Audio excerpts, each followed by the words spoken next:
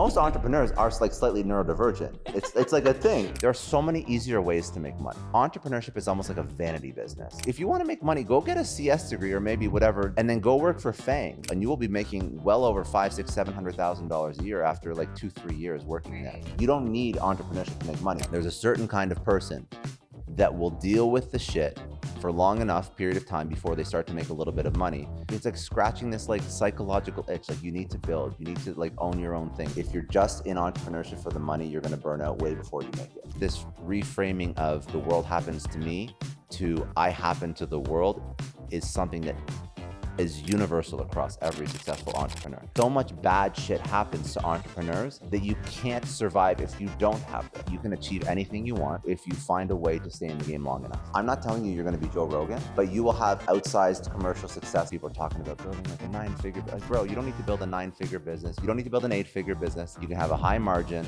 $1 million to $2 million per year business. If you don't believe me, go look at what Justin Welsh does. Had like founder of Netflix on, founder of Reebok.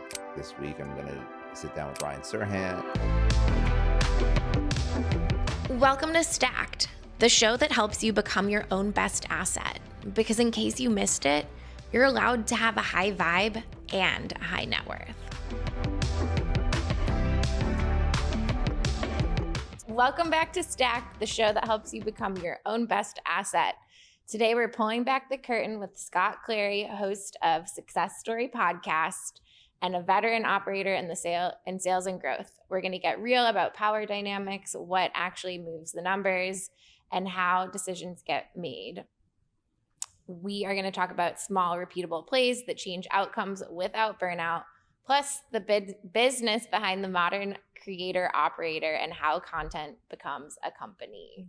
Scott, thank you for coming on the show today. Thank you for having me. Apparently, I know a lot. You know a lot. Based on that intro. You know Hopefully I won't disappoint. You're not going to disappoint. So I always like to start with like the background of the guests we have on the show. Where did you grow up? What was your family life like? College, all of that. I didn't have like a crazy origin story of any sort. I'm Canadian. Okay. So I was born in Toronto, grew up in a city called Ottawa, which is 5 hours away. It's like the capital. Mm-hmm. So very much like government city. My dad worked for the government. My mom worked for universities.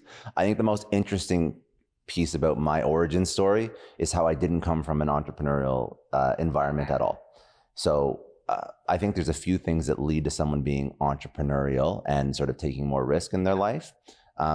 But that's something I had to, and sometimes it's because their parents were entrepreneurial, or sometimes it's just there was them hitting rock bottom or them having like a really tough upbringing that they just never wanted to experience the same life that they had growing up.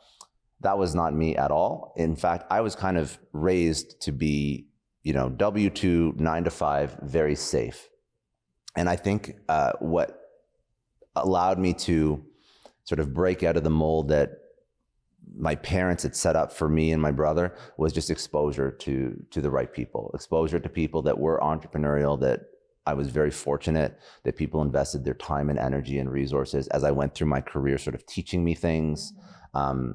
And I was always very curious. So when I was taught something, I was like, okay, so this is a very, for example, if I'm working in a startup and that startup is acquired and I have a good relationship with the founder and we're always talking about how the acquisition is going, I'm like, well, this is an interesting perspective. I've never had that exposure growing up. So let me learn as much as I can from that.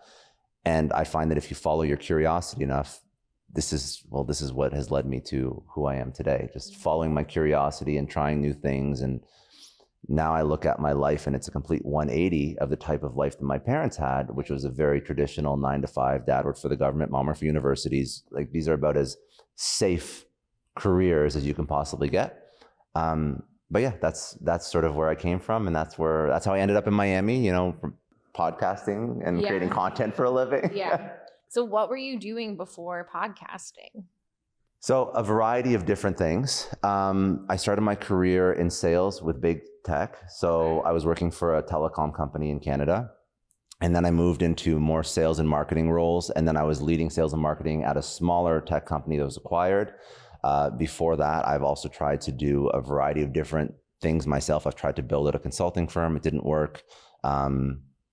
I worked for and built out and was chief revenue officer of a broadcast software company that was also acquired at the end of COVID. Podcasting was the first thing that I built from scratch myself. So if you sort of follow that quick career journey, I moved from like large company into slightly more entrepreneurial environments. So large company, I was just like sort of like a cog in the machine. Worked in a smaller company that was acquired. I get exposed to acquisition and a little bit more like when you work in a small company in like a, sub $20 million company, there was 50 people, you get exposure to everything. Right. So you learn all the different pieces of the business. And then with the company that was acquired before COVID, obviously I had a huge piece in that because I was running all of sales and marketing. And then I was also part of the acquisition event. So that was a fun part of my career. But then while that was happening, that's when I didn't just want to be a piece of someone else's startup. I wanted to build something that was just truly my own. Right. And that last company, the broadcast software company, we were acquired by Grass Valley. Grass Valley was trying to modernize and they were a hardware company, so they acquired a small software startup. But how that deal went down, they were interested in buying us about 12 months before they actually pulled the trigger. So I had about 12 months to understand that this company in this period of my life was eventually going to come to an end at some point, and I didn't know where I was going to go or what I was going to do after. I had already tried to go out on my own and build a consulting firm as a entrepreneur, and I hated that version of entrepreneurship. But at that point, I'd never built like a software company myself from scratch. I never built any real company from scratch myself. So I thought, okay, I don't know what I'm going to do after this exit, but how do I future-proof myself with content, with building an audience so that whatever I do in the future, I will be more hireable, I will be more valuable to the market, I will have an asset that whatever I want to use it for, and the asset is the podcast, the audience, whatever I want to use this asset for exactly, I can leverage it because I've seen what, Gary Vee does with his brand, and he launches companies like it's going out of style. And that was really the play. It was like build an audience, and then at some point I'll figure out what to do with this audience. Yeah. That's not the advice that I usually give people when they're building a personal brand, but that was my life. Yeah. I usually say when you're starting to create content, like be a little bit more purposeful and maybe tie a product into it so that, all the energy that you put into it isn't really wasted. And I wouldn't say the energy that I put into it is wasted. Obviously, if you fast forward now, the podcast is my main thing, but that's really why I started the show, because I wanted to future-proof myself and I didn't know what was going to happen, but I did know that audience and attention is exceptionally valuable. Yeah. So anything I wanted to do in the future, get hired at another company, build my own thing, it was just going to be easier when people know who you are. And that's how I ended up here. So were you focused on your personal brand and content you were putting out about yourself or your story pre-podcast? What did the content, not really. What was the content that you were generating? What did it look like? The content that I generated, and this is something that I do tell people they should do, is just teach a younger version of themselves something. If you don't know, for example, that's really good advice. You don't have a product, but you want to build a personal brand and you want your content to hit, what would Scott 5 years ago care about? Or what would Emily 5 years ago care about? Start teaching that. Start talking to that person. That's your avatar, because there's a lot of those people out there that are earlier on in their career. So when I started my content, I was running sales and marketing. I was talking about sales and marketing stuff from the perspective of somebody who's building an early stage company, a small company.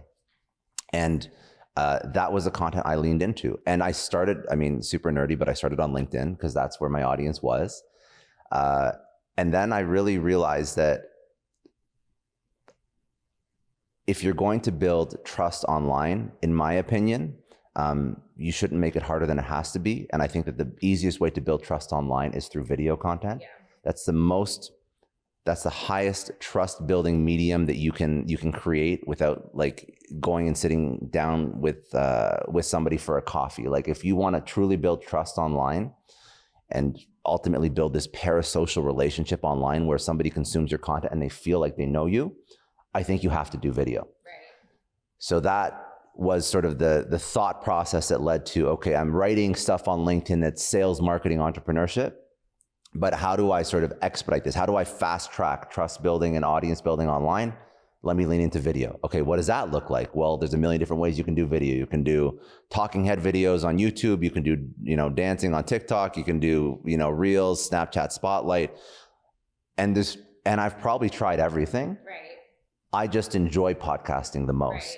I enjoy the conversations. I enjoy the long form. I enjoy having deep thought and giving a lot of context, and hopefully just having this nuanced conversation that if somebody listens to it, it can sort of help improve their life a little bit. And that's why I started podcasting. I just really enjoyed it a lot. And it checked all the boxes. It was something that allowed me to learn from my guests. It was deep. It was insightful. It was video first. And it was also a scalable content strategy, meaning if you record video podcasts, as you know, you can take it, you can do short form clips, you upload audio, you upload a video, you can turn it into blogs, you can turn it into tweets, you can turn it into literally anything. It goes everywhere. So it's a very scalable content strategy. So it was, for me, the optimal type of content, which is why I started the podcast. And even the first version of the podcast was still more focused on sales, marketing, entrepreneurship. But as I evolved myself, my content evolved too. So, I found that, yes, tactical stuff is important, but what did I find had the biggest impact on my life? It wasn't just the tactics. It wasn't just, okay, so this super specific conversation about SEO or ads or raising money or hiring. These are all important entrepreneur ideas. And I just love speaking to entrepreneurs because they're like a different breed of person. And these are the people that I just resonate with. So these are the topics I was putting out into the world through the podcast, through all my other content. But I forgot where I was going with that. It was a good thought, but I totally, no, so I was speaking. Oh, I know what I was going to say. It wasn't just the tactical stuff for entrepreneurs. The things that allowed me to succeed in my own career and with anything I took on, a lot of it was some mindset and some mental models that allowed me to basically persevere when things aren't going right, when things aren't working out, when shit hits the fan, which is a reality again for every entrepreneur. So then my content started to mirror what my life was, which is I love learning about the tactics, but I also love learning about what are the mindsets of somebody who is successful. Like how do you keep going 3 or 4 years into this thing when you're not making as much money as you want to be making? And you have a lawsuit and bills are due. Like, what's the mental model that allows somebody to push through that? And that's when I start bringing those topics into the podcast. So the podcast and my content evolves I just keep bringing in sort of topics that I'm interested in. And that's how my content, my podcast has sort of like moved from just LinkedIn business content to where it is today, where I interview some of the most interesting and hopefully helpful people on this planet, teaching, whatever they've figured out helps a certain area of their life. It could be business advice. It could be entrepreneurship advice. It could be mental or physical health and wellness.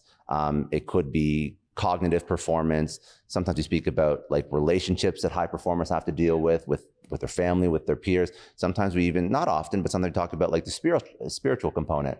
And any high performer that I've met in my life is the person that I want to speak through my content now. Yeah. And I want to make sure that if they come to my show, they're learning something useful that can help them just sort of achieve the best possible life. Not now just business success, but sort of success across the board. And that's how my content's evolved. And that's sort of where I started, and that's what I'm doing right now. I love that the show has evolved like with your personal journey. But I think that's a lot of creators though. I think it has to. I think when you're working in the creative space, when you work in content, if you're not constantly evolving, and I don't even want to say reinventing yourself, but you're just like, you have to have such a growth mindset because technology changes so quickly. People's attention spans change so quickly. The world is changing. I mean, pre-pandemic to post-pandemic, what does content look like? Where is it today? Where are we going? You have to be. The world changes, but also, yes, the world changes and you have to keep up with the world, but you also have to just create stuff that you enjoy. Yeah. Like if you are a content creator, like if creating content doesn't give you energy, you shouldn't be doing it. You shouldn't be doing it. And candidly, I just lean into topics that I find interesting. Right. Yeah, I care if people like them as well, but a really good barometer is if I like something, well, let me just create content that another version of Scott would like. That's how I choose guests. That's how I write. That's how I tweet shit. It's just, I create content for myself, and I know there's another version of me out there. Yeah. And I consider myself to be, a high performer, entrepreneurial, super ambitious. Like, these are the things, but I also don't want the rest of my life to go to shit. I don't want to have no personal relationships. I don't have kids yet, but hopefully one day I will. And I don't want to have no relationship with them. I don't want to be overweight and obese, but then be rich. Like, I don't want these. Candidly, I want it all. I truly want it all. And I think that that's the content that I create because that's the life that I want to live. And I know there's someone else out there that wants the same thing. So. And it's, I think like, the best businesses start from solving a problem you have yourself. Yeah. I mean, that's how, so I started the Brickle Babes community. Why did it start? It was never meant to be a business. It was a hobby. I moved to a new city. I have no friends. I need manicure recommendation. And I started a Facebook group that ended up blowing up. And over the last, 4 years, there's now 60,000 women across all the platforms, which is insane. And it's of course, I put work and time and energy into it, but it's kind of grown very organically because there's other people with the same problem. And it sounds that's exactly that's how my content's taken off. Yeah. My content's not for everybody. Your community's not for everybody, and that's fine. But you do want to speak to somebody very specific. Now, somebody who's listening to this is going to say, "Hey, Scott, that's great. I like that you're speaking to your younger self, or you're speaking to you as an avatar, but I have a podcast that is talking about like lawn care. How do I make that about me?" And I'm like, you don't make it about you. You don't ignore the fact that there's a specific purpose for the content you create, but I'm telling you to include a little bit of yourself into it. Like, don't just ignore who you are and your personality. I think too many people just, like, if you're going to do a podcast, for example, this podcast could just be about crypto and Bitcoin. For sure. That's all we could talk about. That's all we could talk about, but that's not me, and that's not. But even if it was, my point is, even if it was, you should still bring a little bit of yourself into it. So you will do better as a host if you talk about the things that are going on in your life. The reason why you're stressed this week. 90% of the content is still crypto, but like, bring yourself into it. Like, be strategically authentic with your content. Don't be, if you're trying to achieve a business purpose, you don't have to be like overly authentic. Like, you don't have to trauma dump on the audience, but be strategically authentic, meaning like you bring enough of yourself into it where people look at you as a human, not just this like robotic talking head podcast host. And I think that the best creators, especially if they're trying to achieve a business objective, like we can pick a Gary Vee or an Alex Hormozi or anybody, like, they bring a little bit of themselves into it. The ones that are forgettable, they only talk about the business. Yeah. They only talk about the end result, right? And those ones, we don't build that parasocial relationship. The definition of parasocial relationship, and these creators all do it very, very well, is that you feel like you know them even though you've never met them. Right. So you feel like if you watch enough Gary Vee content, you feel like you know him, or you feel like you know Alex Hormozi, or like, actually, you know what? The queen of parasocial relationship building is Mel Robbins. She's very good at it because she literally says like, "Hey, friends." And she speaks to her podcast. Yeah. She's speaking to her mic like she's literally speaking to you sitting down. And she's like, I think like one of the top 10 podcasts in the world right now. She's very good. Yeah. So the goal of content is to build trust. And the ultimate form of trust is to build a parasocial relationship between you behind the camera, the mic, the screen, and then the person that's consuming the content. And to do that, you have to include a little bit of your own life into the content. And that will drive more business because people will feel like you're doing business with a person and not just with this sort of, mouthpiece for the company. Yeah. Anyways, this is going way off. So that was my content journey. That's what led me from working. Well, actually, it's funny. I went to university for pre-law. I was supposed to go and be a lawyer. Were you really supposed to be a lawyer? Yeah. And you know what? That's funny to our conversation. Yeah, it is. And my brother's a lawyer. He's working for a prosecutor in Canada. My brother just graduated law school. He's a little bit younger. But anyways, so I was going to go into school. I finished my undergrad and I was going to go into law school. And I don't even think I understood all these fancy terms that I understand now. But there's another Jeff Bezos idea called the regret minimization framework, where if you just... What is that? If you fast forward, imagine you're 80 years old. If you take one decision, would you regret it or not? And more often than not, and it could be this idea of looking back on your life when you're 80 years old and thinking about all the things you did versus didn't do. More often than not, you regret the things you didn't do than the things you did. This is something that Bezos speaks about. There's studies about people in hospice and end-of-life care that also regret the things they didn't do. And of course, when I'm finishing my undergrad, I have no idea what any of this means. I'm not into the self-development, entrepreneurship, research, all these cool different... like, what's my job? How am I going to make money? Where am I going to live? Still, I had that mentality, even though I never knew what it was. Right. So my regret minimization framework at the time, even though it doesn't seem like it, was, okay, if I don't go to school for law school and I just work in tech was risky from my perspective at the time. Well, especially your family background. Exactly. So my regret minimization was, let me try and work in tech. And if it doesn't work, I can always go back to law school. Yeah.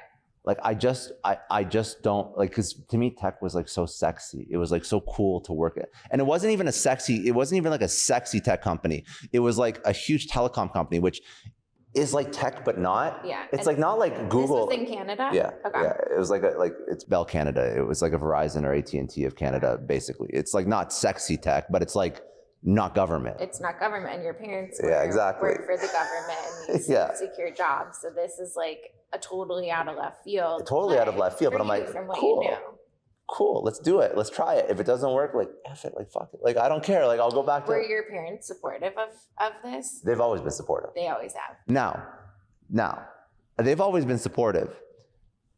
They understood what I was doing when I was working for, because Bell's like a Fortune 1000 company. It's huge. Yeah. They understood, and they still understood when I moved to like smaller companies and I progressively moved away from. You had a W-2 job. You're on a salary. They get it. But I think they've understood.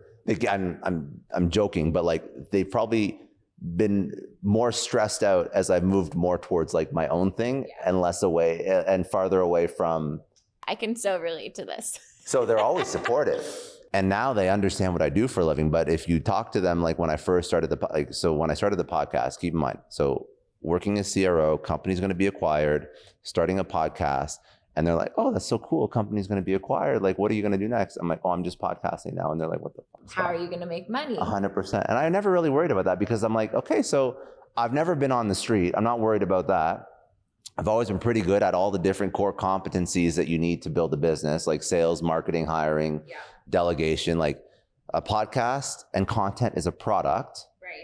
It's a business. Like the product is the podcast. If I can find a way to, sell the idea to sponsors, to advertisers, I'll find a way to make money. Yeah, it'll be a little bit rocky, but I was fortunate from my work. I wasn't too stressed about money at the time. It wasn't like I had never work again money, but I had like enough where I could have a little bit of fun and have like a little bit of, I could chill for a little bit. And I think that they were super stressed, but I mean, they've always been super supportive of what I've done, but now they're just happy that like it's worked out. Yeah. But that's always been the case. Like even moving from big company to small company, objectively, is more risk. And it's always a question of, are you happy? Are you doing okay? Like, how are things going? Because keep in mind, I moved away from home, even though my mom is super upset that I did, like at a relatively young age. Like I moved, so I was born in Toronto, moved to Ottawa when I was 3, and then went to university in Ottawa, University College, we call it university. And then left right after my undergrad for Toronto. So like, when do you graduate? Like, I guess 22, 23, something like that. Whenever I graduated my undergrad. 22, yeah. So when I graduated my undergrad, then I was already different city. So like, they're like, whatever, Scott's on his own, he's doing his thing. Hopefully it all works out, right? Anyways, so yes, they have been supportive. But most of my story, it's not like I picked up the hard skills that have allowed me to be successful from them. I picked up a lot of soft skills. Like I mentioned before, I was very fortunate because they always prompted me to be highly curious and highly inquisitive and always just research and learn as much as possible. And that was like a beautiful a skill, idea, whatever upbringing that I was brought up in, because I think that's actually a huge competitive advantage if you're just like a naturally curious person, because that has allowed me to be successful in anything I've done. Because I just, I did a quick, with your last guest, we did like a quick little like 30-second like Instagram video before we started recording here. And she asked like, what has allowed you to be successful? And I said, obsession. But obsession, it was 30 seconds, so I couldn't give a full answer. But it was obsession combined with curiosity. Yeah. So when you're obsessed about something, you naturally just want to learn everything about it. So I will stay up until 3 a.m. just watching podcasts. And you get it because you're obsessed and you're curious. But that is like the but I was up prerequisite until for 6 success. a.m. the other night because I think creative people get it, but like when you just go down a rabbit hole, you need to turn over every single rock until you get to the answer, and then you're there. But creative people get it. But I would also argue that every job I've had, every opportunity, I've performed exceptionally well because I've applied this mindset to everything. Yeah. So when I first started my career, I was in sales. So sales is a very easy thing to measure because you make money or you don't. It's very simple. Like there's a scoreboard, right? Like, I mean, there's KPIs for every business department, but there's a scoreboard. Like, and I was the youngest person, and I started off in when you first start, like when I started with Bell, I was working in this like the mall stores selling cell phones when I was still in university, and then I moved into small market, then mid and enterprise. So kept moving up to deal with bigger customers. But I was always the youngest person in my office, and I was always like number 1 or 2 in terms of like revenue or sales, right? And it wasn't an accident. It wasn't like I was like so charismatic, I accidentally closed shit. No, I would listen, like I nerd out. So if I'm in sales, on the drive to work, in the gym, on the drive home from work, on the weekends, I'm listening to podcasts about sales. And then if I move into sales leadership, I'm listening to podcasts about sales leadership. But like I just consume unlimited amounts of content because education is free. And I'm not pretending like nobody does this, but I think a very small percentage of people actually do this. So everything I've done, because career was important to me, money was very important to me, and success was very important to me. And definition of success changes once you get a little bit of money. But at the time when I was starting out, I'm like, how can I figure out how to make money, how to be successful quicker than anyone else? And in a career, your ceiling is, sales, it's not so capped, but it's capped to a degree. It's not like if you run your own business, but it was really just, how do I learn as much as I possibly can about the product, about how to speak with customers, how to do good demos, how to handle objections, like everything. And if it wasn't like product knowledge, which also gives you a competitive advantage, if you know your product better than anyone else, it's a very easy way to sell because you could be passionate about it because you can understand how it actually solves like a problem for a customer. But also if you understand all the other soft skill or adjacent skills involved in sales or anything you do in your work, you will just outperform most people, because most people, their education stops the second they're done high school or college. Right. And then they get a job. And yeah, there's like a little bit of onboarding. But there were people that I've worked with that like from 20 to 45, 50 have never seriously reinvested anything into their education. Right. And when I say reinvested, I mean like time. Right. I'm not talking masterminds or anything. I'm just talking about like, just sit your ass in front of your computer on YouTube and like watch people teach you shit. Yeah. I think so. Like so my background is I went into fashion. I come from a family that was involved in the financial services space for many generations, trading and banking and whatnot. I wanted nothing to do with that industry. I wanted to work in fashion. I was super passionate about helping women look and feel their best, and, you know, had seen The Devil Wears Prada and, you know, all these shows. I'm like, I need to be a buyer. I want to go to New York City. I want to do this. I want to have this dream. So anyway, so I go and I do this corporate job, and then I started feeling like I wanted something more entrepreneurial. So I get into the content creation space. I had a health and fitness Instagram in my 20s while I'm doing the corporate job. It was called Detox to Retox. I like that. That's good. Work hard, play hard. It was actually Detox to Retox. That's Detox hilarious. to Retox. It was a great like brand and project in my 20s. And then as I got a little older, I'm like, I don't know if this is like my personal brand. But anyway, so that was like my first segue into my own entrepreneurship and setting up, you know, I set up my first LLC, I negotiated contracts, and I start getting into like this kind of sales. You were doing like function. coaching or? No, I wasn't doing, I was creating, I would like review fitness studios. I would host like workout events. I would host, you know, not so much hosting, but just like producing content online on Instagram of like how to look and feel your best, skinny detox tea, like de-bloat so you look good in the Hamptons on the weekend. That like sounds super well, by the way. No, it was like so fun. It was a great brand. I loved it. And then I ended up deciding I didn't want to work in the fashion industry anymore.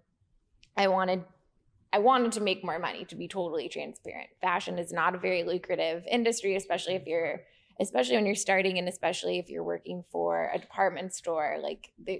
And I start looking at the people up the company. I'm like, do I want to be my boss? Do I want to be the chief merchant? Do I want to be the CEO of this company? I'm looking at them. I'm like, they don't make the kind of money that like I want to make or the lifestyle that I want. And they're working so hard. And it's like, you would think we were working in a hospital trying to save lives the way these people were working. And I couldn't identify with it anymore. So I end up I get into commercial real estate, which it didn't end up working out for me. I caught 2 asset classes at the wrong time in the sales cycle, but it taught me. Did you buy them yourself? The commercial real estate? Yeah. No, I went into brokerage. I get into brokerage, and it's like straight up eat what you kill, but you have the structure of like a team and an organization. So I say it's kind of like, it was like my halfway jump into entrepreneurship, because I wasn't fully on my own. I had the support and structure of an organization and being on a team, but I didn't, and I was able to learn all these sales skills. I was making hundreds of cold calls a week. I was getting coached on objections, and, you know, they're high ticket sales. You want to get listings, you want to convert. So I learned a lot through that experience. And this is kind of when Detox to Retox dies, because I couldn't be this, you know, commercial real estate agent that's also known as Detox to Retox. It wasn't very professional. So that, like, I end up sunsetting that Instagram handle and website and all of the things, and transition. And the reason I'm bringing all of this up is that this was like my journey from corporate America to halfway entrepreneurship to now I'm like fully in entrepreneurship mode, and left the commercial real estate brokerage. And it is such a different mindset and mentality. And like, I feel like I struggle now to relate to people in my life, my friends. Of course, I love them, my friends and my family, but people that are not entrepreneurs, it can feel really hard to relate to them, because you know, you get an idea at 4 a.m, and I have certain friends I can text, and maybe they don't respond to me then, but like, it's okay, because we're all operating in this same like entrepreneurial I know what you mean. bubble. Do you ever feel like that? 1,000%. I do. And like the guests that you interview too, do you see? Oh, the guests that I interview, we're all on the same page. Yeah. We're all on the same page. And keep like, I mean, I've had a variety of guests, but I mean, I've had like the founder of Netflix on, or co-founder of Netflix, founder of Reebok. I'm actually going to New York this week. I'm going to sit down with Ryan Serhant. I've had Seth Godin on. I'm not to name drop guests, but I mean like some really cool people that like obviously have built really great businesses. And there are like sort of a few common threads, commonalities across all of them. I would say that I mentioned like obsession, curiosity. They're all like high agency people. They all like sort of believe in. They believe in their own ability to do the thing. They believe they take absolute responsibility for all outcomes in their life, good or bad. And I think that is a huge mindset shift from the average person. A more formal way to describe this idea of responsibility, of ownership, and it's something that everybody speaks about who's an entrepreneur, is called locus of control. Locus of control, there's two types of locus of control. There's external locus of control, there's internal locus of control. I speak about this a lot. I'm sorry people have heard me talk about this, but I find it to be a very fascinating topic. And I think it just frames what a lot of people are feeling when they're entrepreneurs. An external locus of control means that you believe, and these are not my terms, these are psychology terms and mental models. It means that you believe that the world happens to you. So everything that happens in your life, it is outside of your control. So if something good happens, it's luck, it's chance. If something bad happens, it's, why am I so unlucky? Like, why, so-and-so broke up with me. I lost this deal. I got fired. It's like, why does the world hate me? You feel like everything is outside of your own control. It's external, impacting you. Internal means that you believe that everything that happens is the result of you, of your actions, of what you've done, good or bad. Now, it doesn't mean that everything is avoidable. It doesn't mean that everything is pleasant. If you get fired, well, you know what? Maybe it, quote unquote, wasn't specifically your fault, but how you recover from it, the skills that you've learned in the meantime, the network that you've built, the action that you take within the first 24 hours, if you've applied to 500 jobs or just gotten shit-faced with your friends because you're so pissed off, it doesn't, like that is what I mean. Like you have ownership over everything in your life, especially how you react to everything and how you prep for good and bad. So I think that this reframing of the world happens to me to I happen to the world is something that is universal across every successful entrepreneur. And the reason why is because so much bad shit happens to entrepreneurs that you can't survive if you don't have this. The 999 failures before 100%. The one success, which nobody sees. So if you believe that the world is out to get you, you will see so many examples of the world actually getting you that you will never keep going. So you have to believe that on the other side of every bad thing, every negative thing, is an opportunity for you to sort of have a comeback, for learn a lesson, right, from that failure. And it's all up to you to learn that lesson, to persevere, to keep going. Also, on the flip side, if a good thing happens, you can't believe that that good thing happened just because you're so great. There's a chance that that good thing happened that had nothing to do with you. So don't just assume that you had one early success and you're gonna have another 100 successes after that. Assume that that one early success, great, I'll take the win, but don't just assume that you're that good that you don't have to keep working on yourself or keep working on your business or keep improving so that the next success, there's a better chance of it actually coming. So I think that this whole idea of internal locus of control is very important, and just understanding that everything that you want in your life, everything that can happen is entirely dependent on you. Have you ever heard of the terminology, everything is you pushed out? Have you heard this before? No, but is it the same? It's the same exact concept. So the idea is, it's essentially the same. So it's the idea, everything inside of you that you believe about yourself, that you believe about the world, that you believe about your relationships, your business, you project out into the world, and then that's what gets mirrored back to you. I believe that. So say it's a business relationship, a romantic relationship with your family. If you're so focused on, I have this bad relationship with my brother, or my business is going to fail, or this isn't going to work, you believe that's what you put out to the world, and then that's what gets mirrored back to you. So you have to have such a filter and so much control over the thoughts in your brain, your belief system, your internal belief system. Your internal belief system. You know why that's super powerful, and I believe that completely. And if somebody says, well, just because I believe it doesn't mean it's going to come true, that's then it sounds like you don't believe it. Well, it's true, but I'll tell you something too, because like this sounds a little bit like, The Secret, law of attraction, manifesting. Exactly. I'll tell you something.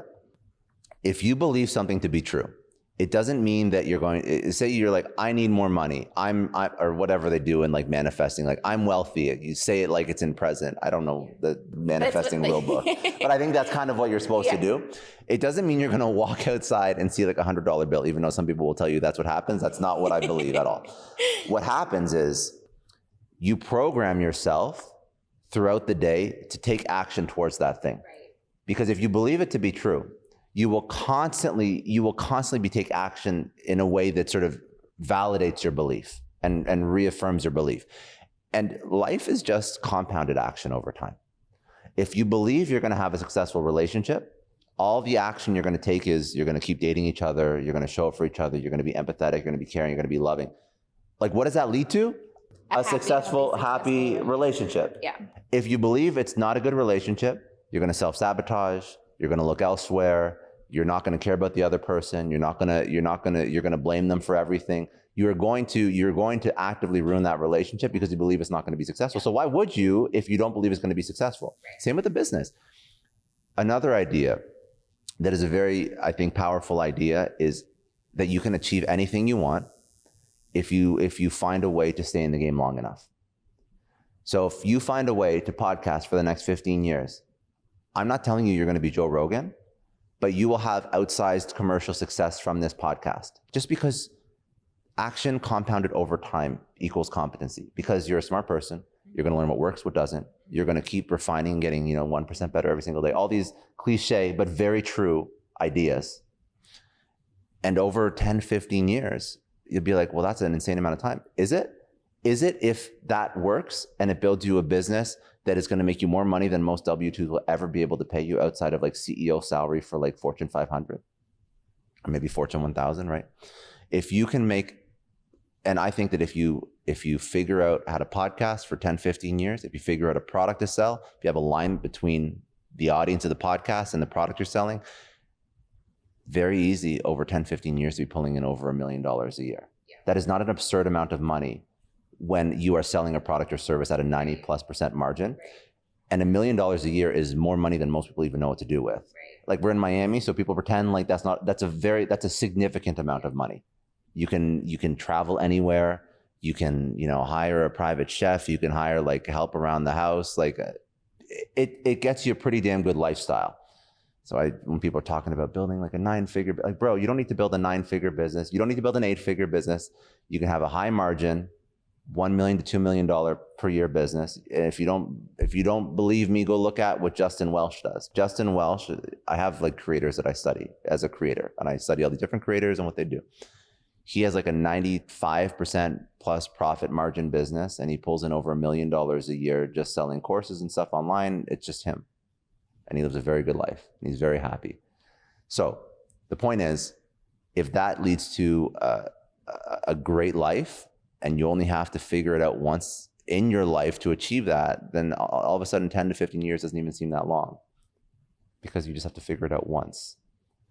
But anyways, so these are all ideas. I think you asked me like probably 10 minutes ago. What are some of the personality and like sort of ideas of all the people that I bring on the show? These are them. It's like extend the time horizon, have agency, have ownership over the outcome, get 1% better every single day. Believe that whatever you're going to accomplish, like you do have to have like a little bit of like a delusional belief. You do. You got to be delusional. You do, but you will figure it out. That's the thing. Because entrepreneurship in and of itself is not logical. Like why would you want to put yourself through all of this? Because again, you realize very quickly. Because we're delusional. 100%.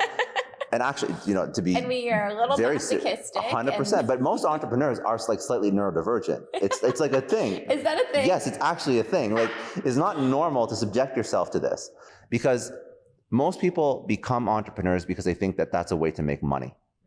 There are so many easier ways to make money. Entrepreneurship is almost like a vanity business. Like, to be an entrepreneur, the title itself carries some, allure, right? But if you want to make money, go work in finance. Yeah. Go, if you want to make money, go get a CS degree or maybe whatever the AI version of CS is now, and then go work for FANG, like Facebook, Apple, Amazon, Netflix, Google, and you will be making well over $500,000, $600,000 a year after like 2-3 years working there. Finance, you'll be pulling in well over $1 million. Like, you don't need entrepreneurship to make money. So if you want to be an entrepreneur, there's a certain kind of person that will deal with the shit for long enough period of time before they start to make a little bit of money. And it's like scratching this like psychological itch. Like, you need to build, you need to like own your own thing, whatever it is. But I can guarantee you, like, if you're just in entrepreneurship for the money, you're going to burn out way before you make it. You got to love what you do. You got to truly love what you do. Like, I love the shit that I do. I truly would do it even if it made no money. I'd have to figure out how to support myself, but like, I would still do it because I like conversations. I like talking to people. I like teaching. I love teaching. So on the topic of the podcast and the business of podcasting, how long did it take you to start monetizing? About 2.5 years before I got very small sponsors. It's a very slow thing to grow. I think I mentioned this a little bit ago, but I said that if you were going to start a podcast or content, I wouldn't say do it like me. I actually wouldn't say just start it and follow just your curiosity with no product on the back end. I think that for most people, you should tie a podcast to a product, or you should tie content or media to a product, because that will monetize much quicker. So the way that I built it is I have to build an audience, and then after I build the audience, then I can attract the advertisers, right? If I just had a product, I wouldn't have to go as wide. I could have a product that I could sell to, I could be getting 500 downloads a month, but if my product is perfectly aligned with my audience, I could be making a significant amount of money. So I took longer to monetize because when I started it, I wasn't worried about money. And I also had like a different vision for where I wanted the podcast to go. I truly wanted the podcast to help entrepreneurs on a broader level, because that's what gave me fulfillment. And I was in the fortunate enough position to be able to do that. And I was also building a company at the time. So I didn't need to like launch another course or product or consulting, or I was like busy enough. So I was building the podcast for leverage in the future. Whereas most people who start content, they're building it as part of their funnel. Like right now, they have a product, they're starting a podcast because they want people from the podcast to discover their product and buy it. That was not how I started, but that's how most people should start. And they would make money much quicker than just monetizing an audience. No, I mean, I think that makes so much sense. It's on one hand, like not on one hand. I think the most important thing you can do as a content creator, as a marketer, is have a highly engaged audience, a really targeted audience. And then you can go and figure out what is the product that I'm going to sell. And I feel like we see this shift right now with content creators, where 5-10 years ago, it was all about, influencers. And me coming from fashion world, I always think about the fashion influencers, and they're getting paid to post and promote other people's products. There's a huge shift now from those content creators promoting other brands. A lot of them have their own brands now because they realized, I'm wearing the belt I'm wearing right now it's Orium. It's a girl, Cass D'Amico. She was a great fashion influencer, and she pivoted she still creates fashion content, but she has her own product where she actually has control over this whole line of product. And that is creating more stable revenue for her than relying on sponsorships. But I think that's what most people should do. And that's what you're talking about with the fashion influencers is they just went wide first. Yeah. They're like, how do I post content that gets the most followers? Yeah. And then they realize, followers don't make money. Right. Very few people just monetize. It's really stressful to rely on sponsorships. It's not a long-term business plan. It's not. So even right now, it's a Band-Aid. It is a Band-Aid. And I think that a lot of influencers realize that. And that's why creating content that's like targeted towards an audience that will buy your product or service. What is your product or service? It's so much smarter. Yeah. It's so much smarter. And I also think that like when you're starting to create content, you shouldn't go that wide. I think you should niche down. I think that if you look at the biggest influencers that now seem like they create content about everything and anything, I'll just keep going back to the people that like I study. Like if you look at Gary Vee, right? So Gary Vee speaks about the Jets and optimism, and he speaks about marketing, and he speaks about a whole bunch of different topics. But how did he build his audience? It wasn't about 4 or 5 different topics. It was about wine. He spoke about wine. That's how his dad had a wine store. He started going on social media to promote his dad's wine store, and he would do a wine review. And he has like, I think 200 or 300 videos on YouTube of him just speaking about different types of wine. That's how he started. I had no idea. That's how he started out. And then he was doing very well. That increased the sales in his dad's wine liquor store. Yeah. And then after that, he started VaynerMedia because he got so good at social media through wine content. But he built his original audience just speaking about wine. Grant Cardone built his original audience just speaking about sales. Hormozi really started just speaking about gyms, and that's how he built his first original audience, and he expanded it into entrepreneurship and whatnot. But everybody who's big started niche. Yeah. Usually tied it to a product they were selling, and then after they become famous, then you could talk about other stuff. But too many people go too wide starting out, and they burn out because they're like, I'm creating all this content, it's not making me any money, no one's following me, because they don't even know what to follow you for, because you're not an expert in anything. Yeah. So I think that this is also why it's dangerous to look at a content creator that's the biggest and be like, I'm going to copy their strategy, because what they're doing now is not what got them off the ground. Let's talk about distribution and content. Okay, cool. So what do you want to talk about? So if you look at sort of all the stuff that I do, yeah. I have the podcast. I post probably 30 to 40 pieces of content per day across all social. Per day? Per day, yeah. And this is on which channels? Twitter, Threads, Facebook, Instagram, Snapchat, YouTube, LinkedIn. I don't think I'm missing any. So you're using Snapchat still? Spotlights. Okay. So short form video. It doesn't get as much traction, but like if you create something, distribute it everywhere. That is my belief. So distribution. So podcast, this is why I love podcasting too, because it's the long form content strategy that you can sort of take and break down into everything. So you do long form audio, video podcast, video goes up on YouTube, full podcast goes up on YouTube, and then like Apple, Spotify, and all the other places where you put your audio podcast. You take that, you chop it into all the short form videos. To do that, you can use either Opus, or you can honestly, if you don't have like a whole team, obviously, you can also use ChatGPT, take a transcript and tell you which spots are like the best spots for. Oh, you take the transcript of the podcast yeah. and have it identified. You can do that. Yeah. Sometimes even when I'm doing a podcast and somebody says something cool, hooks are very important in short form video. So I will re-record me asking a question that leads to that thought. So I re-record the hook, so that, because sometimes a guest will say something in the middle of a rant that's like really, really good, but there's no hook for it. That's so smart. So do that. Yes.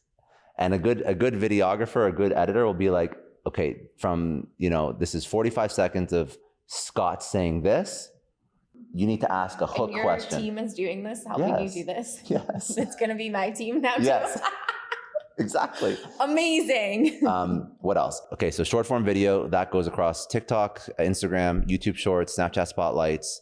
And then you take the transcript from that. And then I use that to write a newsletter about a main idea in the podcast. So I'll take an idea that we talk about, and then I'll expand it into a 1,000 word newsletter. That'll go out. Plus, I'll promote the podcast via my list. And then I'll also take, working with a transcript I like, as opposed to just like sifting through video. But if I work with a transcript, then I can pull out tweets that I can put up on Threads and Twitter. I can pull out tweets that I can turn into like little quote graphics that I can upload to like Instagram and Facebook. So that's distribution. Distribution is everywhere. Ways to grow the show outside of distribution, which is free. And now with like AI tools, it can really help your workflow, and you can get like 10x the content out of a podcast, and in like, a fraction of the time. Tools that would be useful. I mentioned Opus, like Claude, Gemini, Chat, like just use whatever AI tools you can for whatever fits your workflow. You can use tools like Time Bolt and Submagic to help with editing. Trying to think what else. Those are kind of like the main ones that we use in our editing workflow. For growth, to grow a pod or to grow any social, you always want, if you're growing a whole bunch of channels at once, always make sure to like push from one channel to the other. So like podcast talks about my newsletter. There's a call to action there. Newsletter talks about the podcast. All the social is being used to push the newsletter. Like I'm always cross-pollinating. Everyone should be doing that. Also, you can always run paid, but that's sort of like that's an easy way to grow anything. I think that if you master organic, that's the opportunity. You can always pay for eyeballs, but paying for eyeballs is getting more and more expensive. So like figure out how to master organic social, and that's going to be the best strategy. And time investment, just research, go on YouTube, be like, how do I make the best Instagram content? How do I make the best Twitter content, Threads content? And what I actually do, I don't even go on YouTube. I just go to the creators themselves. I have a creator per channel that isn't the biggest creator, but is growing the fastest right now. Yeah. So I have somebody that I follow on Threads and somebody I follow on Twitter, and I have a podcast that I follow, and then I have a newsletter writer that I follow, and then I have somebody on LinkedIn that I follow, and I understand what's working for them right now because they're the expert at that particular channel. And then I reverse engineer their strategy, and then I include my thought, my content into their strategy. So there's a different way to write a LinkedIn post than there is to write a Threads post. There's some people that kill it with the intro of their video podcast on YouTube, but there's some people that I like how they ask the questions better. So like I just study. I study the shit out of other creators. That's how I figure out organic social. It's not complicated, it's just time. Yeah. Other ways to grow would be collaboration. Yeah. Collaboration is always huge. So if you want to collaborate, Instagram to Instagram, podcast to podcast, you could do like ads in each other's shows. Newsletter to newsletter. When I do collaborations, I always try and collaborate with the same medium. So if I'm trying to collaborate and grow my podcast, I would maybe do an ad swap with another podcaster. I find that useful because that means that you're tapping into an audience that already likes the medium that you're trying to promote. So if I want to grow my podcast, I could find a great newsletter writer and say, hey, I'll advertise your newsletter, you advertise my podcast. But that means that I have to convince people that are reading his or her newsletter not only to like podcasts, but to listen to mine. Because not 100% of newsletter readers listen to podcasts. So what I do instead is I'm already going to another podcast. Yeah. I know 100% of the people that listen to your podcast listen to podcasts, obviously. I just need to show them another option, which is mine. So that's how I make the most effective collaborations. I also do the same thing with Instagram. I'll also do the same thing with newsletters. I'll like write an op-ed in someone else's newsletter. They can write an op-ed in my newsletter. So we're sharing audiences, but I would do newsletter to newsletter. So that's how I collaborate. So I mean, content distribution, organic, paid, collaboration, all the same ways you would grow a business is how you grow content. Yeah. But that's how I distribute. Yeah. No, that makes a lot of sense. And you don't have to, it sounds like a lot if somebody's just getting into the content game now. You don't have to start everywhere. You can figure out one channel that you know better than anything else. And if you figure out that one channel, like exploit the shit out of that channel. Yeah. So if your content does really well on TikTok for whatever reason, like triple down on TikTok. If you are a really good short form writer and you're talking about crypto or politics or whatever, tweet like 5 times more. Right. But people and content creators will usually, when they're starting, gravitate towards a certain platform that they prefer. And if you figure it out, and you figure it out by living on that platform, by obsessing about that platform, by studying the other creators in your niche on that platform, when you figure it out, like exploit that. Because every platform can give you more traffic than you even know what to do with. So I spoke about Justin Welsh. Justin Welsh built $1 million per year business, mostly on LinkedIn. Sahil Bloom built an audience on Twitter, which led to a Wall Street Journal best-selling book, The 5 Types of Wealth. And he built a whole brand and business just on Twitter. Chris Williamson is mostly just podcasts. Now he's gone into YouTube. But Tim Ferriss is mostly just podcasts. Now he's going into YouTube. Think about like Gary Vee and Hormozi. Well, they mostly killed it on Instagram first. Grant Cardone mostly on Instagram. Like every creator, on every platform, there's a creator that is like, has like sort of like more invested into one platform than the others, especially when they first started out. And if you study them on that platform, you'll learn what works and what doesn't. So just have a different person that you study for every platform. No, that makes a lot of sense. Let's move into our lightning round. Yeah. This or that. Niche down or go broad? Niche down. Anchor first. By the way, riches are in the niches always. Riches are in the niches. Riches are in the niches. If you want to go broad after, or if you want to add different markets after, that's fine. But with your content, with your business, like just identify the exact person who would want to buy your product or listen to whatever it is you're putting out and create just for them. Yeah. Because by the way, the niche is always bigger than you think it is too. Yeah. And that's where you can find like your most loyal followers, customers. There's a couple different ideas around this, like go research 1,000 true fans. Like you can build and you can validate a business much quicker or even validate content much quicker if you niche down. Niche. I say niche because I'm Canadian, but I think everyone down here says niche. I don't know, but the same difference. I think I say niche. Anchor first or let the market set the price? Anchor always, because if you're selling a product or service, you are most likely undervaluing your product or service. Anchoring is important. Even in a conversation, it's important to anchor because that means that you can sell at a higher price. But more often than not, entrepreneurs underprice versus overprice. Fewer bigger deals or many smaller wins? I like big deals.